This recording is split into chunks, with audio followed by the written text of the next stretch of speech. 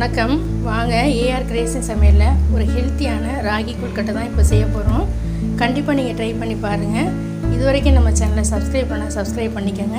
இந்த விநாயகர் சதுர்த்திக்கு ஒரு ஹெல்த்தியான ராகி கொழுக்கட்டை எப்படி செய்கிறத வீடியோக்குள்ளே போய் பார்க்கலாம் வாங்க. ராகி கொழுக்கட்டை செய்கிறதுக்கு ஒரு கப்பு ராகி மாவு எடுத்திருக்கேன். இதை ஒரு பாத்திரத்தில் சேர்த்துக்கலாம்.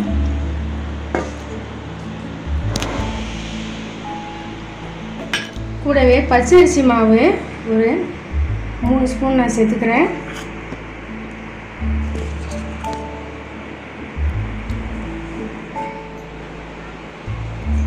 எந்த கப்பில் நான் ராகி மாவு எடுக்கணும் அதே கப்பில் 3/4 கப்பு நாட்டு சர்க்கரை சேர்த்துக்கிறேன்.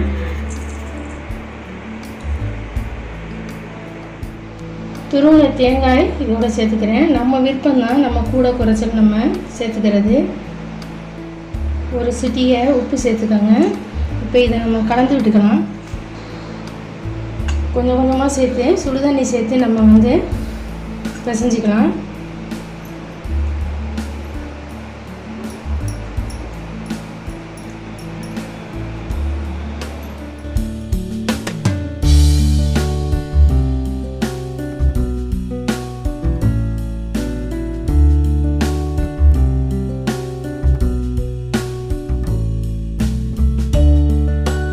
ஒரு ஸ்பூன் நெய் சேர்த்துக்கோங்க. நெய் சேர்த்திங்கன்னா கொஞ்சம் டேஸ்ட்டாக இருக்கும். மாவு நான் இந்த மாதிரி கெட்டியாக நான் கலந்து பிசைஞ்சு வச்சுட்டேன் பாருங்கள். இப்போ இதை நம்ம பிடி கொழுக்கட்டை செய்கிறதுனால கொஞ்சம் கொஞ்சமாக எடுத்து நம்ம கொழுக்கட்டை ஷேப்பில் பிடிச்சிக்கலாம்.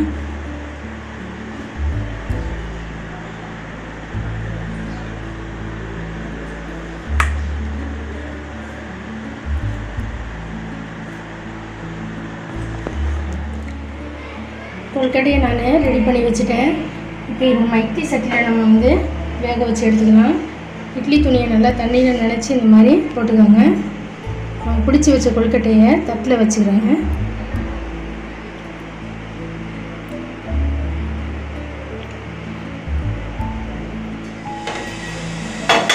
இப்போ இட்லி சட்டியில் தண்ணி நல்லா சூடாகிடுச்சு.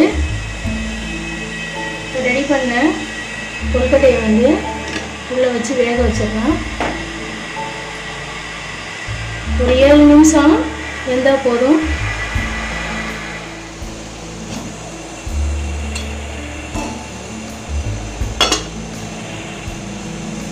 நல்லா வெந்துருச்சு பாருங்கள்.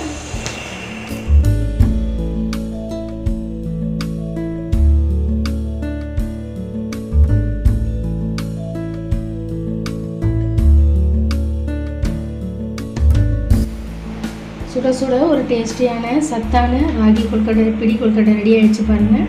இந்த வீடியோ பிடிச்சிருந்துச்சு லைக் பண்ணுங்கள். ஏஆர் கிரியேஷன் சமையலுக்கு சப்ஸ்கிரைப் பண்ணுங்கள். தேங்க்யூ.